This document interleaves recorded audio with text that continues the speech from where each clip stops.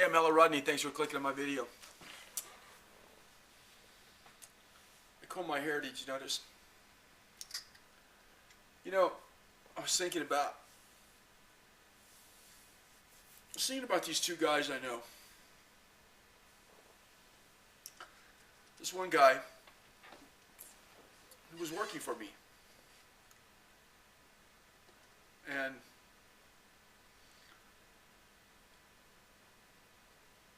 he would come to my house and ask to borrow money for things like propane to keep his kids warm in the winter.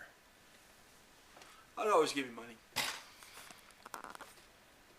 One time he came to my house, wanted to know if I'd lend him the money to buy a car so he could take his kids to and fro. I gave him the money.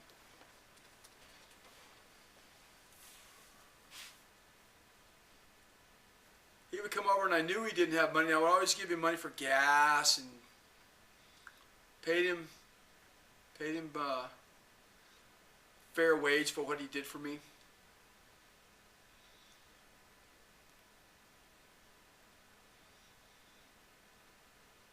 I would loan him money. Because, he was here. And I said, the guy needs help. He's got two freaking kids, taking care of two kids. If I can, he's doing work for me, no problem.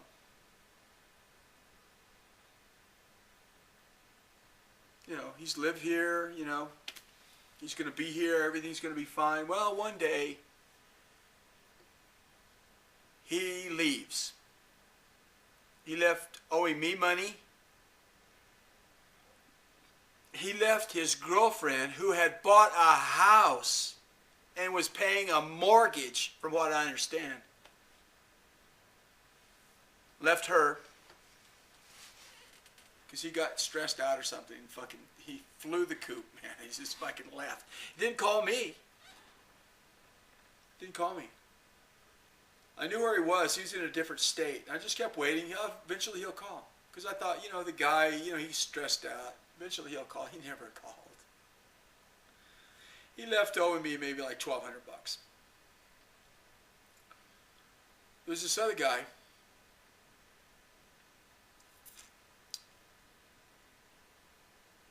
He and I had been doing business together.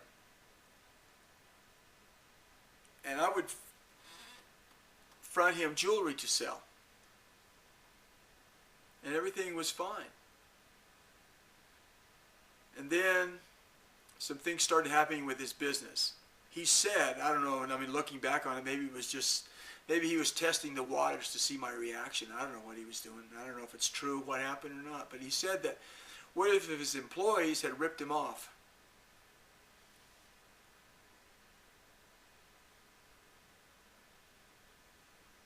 And disappeared with a bunch of his stuff, which to me was a very believable thing. So he owed me money. He owed me like $5,000. He actually owed me more than that.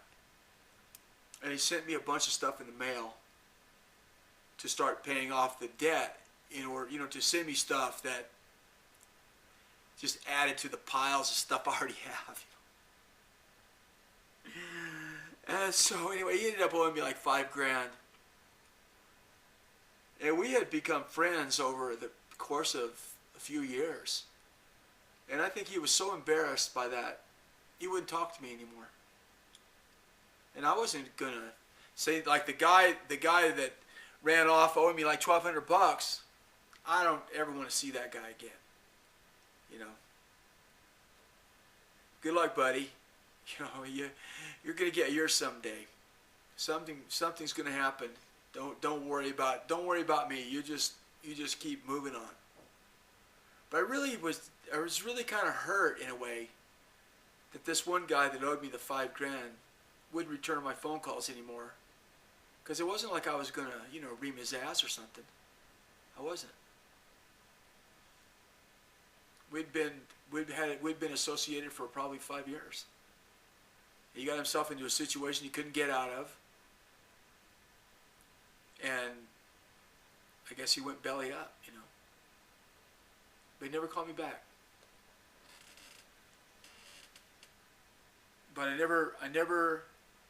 never held it against him. Never held it against him. Because when it was good, it was very good. And it was bad. Things exploded, and I'm sorry that it worked out that way for him. You know, the only reason it didn't work out like that for me is that I'm so frugal that every nickel that I get ahead, I try to conserve it. You know, you don't see me. I mean, you know, I was complaining about a freaking jacket I've been wearing since I lived in LA. Because the zipper broke. I'm thinking about getting another zipper for a jacket I had for like 15 years.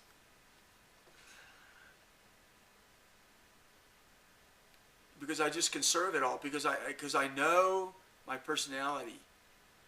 You know, so I can go into periods where I'm just, I mean, I'm on the cusp of falling off. But because I've been very conservative with everything, I can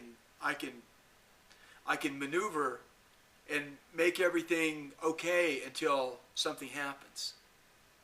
I mean, that's what's happened in the past.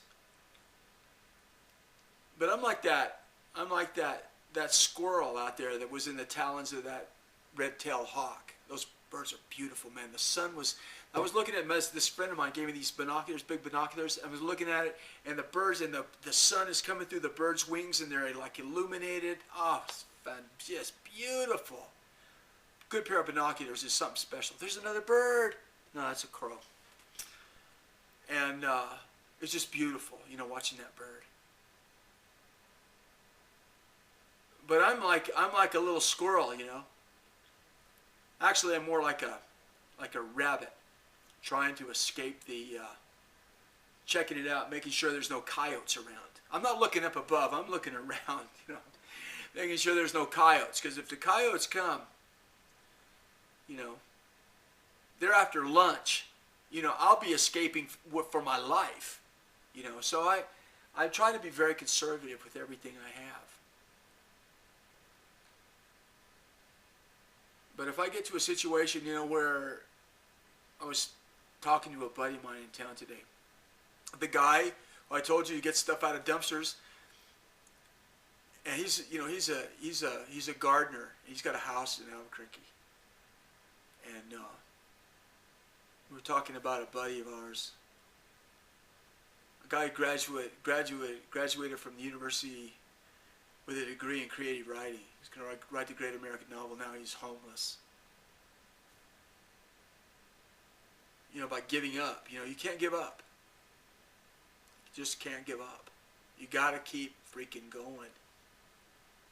You can't give up. The guy gave up. So, I mean, I can't give up. I mean, some people may look at me and say, well, you gave up, Rodney. I haven't given up. I'm still kicking. I'm still thinking. I'm still dreaming. If I stop dreaming, that's it for me. You know, it's all a dream for me. You know, it's all something that can happen. And so I have to dream it in order for it to have some kind of reality. And so I have to dream it to where I can see it. And then I was thinking about something that Chuck Close had said. He said, inspiration is for amateurs. The rest of us just show up and get to work. And there's truth in that. Absolutely, there's truth in that. It's a matter of working, because out of work comes the creativity. But sometimes you get yourself in a situation, you know, where it's, for some reason, there's a blockage. There's some reason that you can't, you just can't do it, you know. So what I've done in the past is I just keep working. I just keep doing and doing and doing and doing, and then I keep making and making and making. But the thing is that all that making really hasn't got me anywhere right now. So I want to have sort of an idea, which I'm formulating. It's like a percolator. I'm percolating, you know. So I'm trying to figure it out in my mind. that's the wrong thing to be doing. I don't know. I've never really tried it like this before. I've never really tried to think about it. Maybe I'm overthinking it. Maybe I just need to get to work, but I don't want to do that. I want to think about it. And I'm not waiting for that inspiration that Agnes Martin talks about, where Agnes Martin was the opposite of Chuck Close. She would not start working until she got inspiration.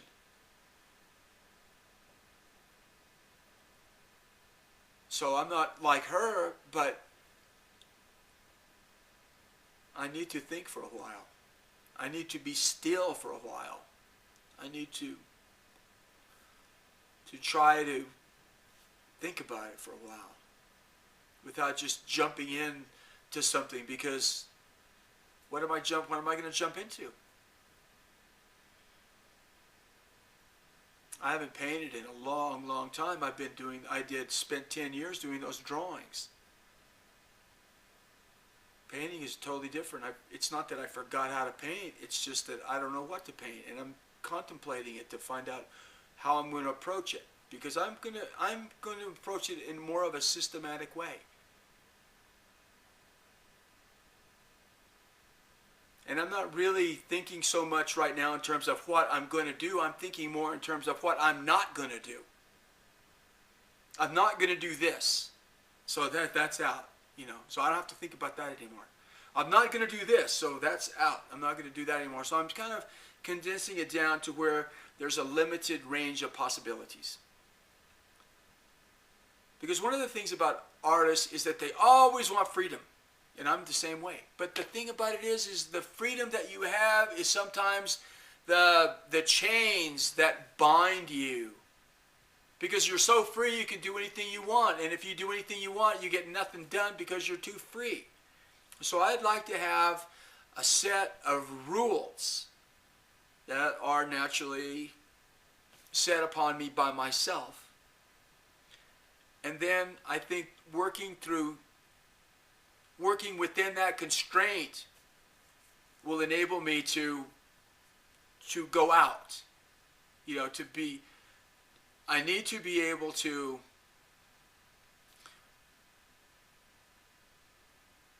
work within a system that's a little bit more confining.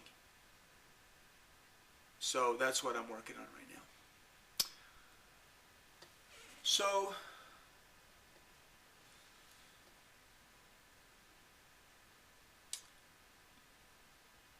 I wish I had something to say to end this on a happy note.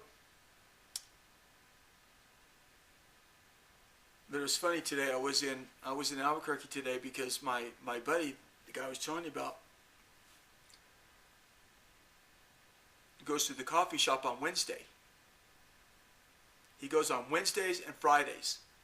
And I thought today was Wednesday, but it was Thursday, and I didn't see him at the coffee shop. I saw him at his house.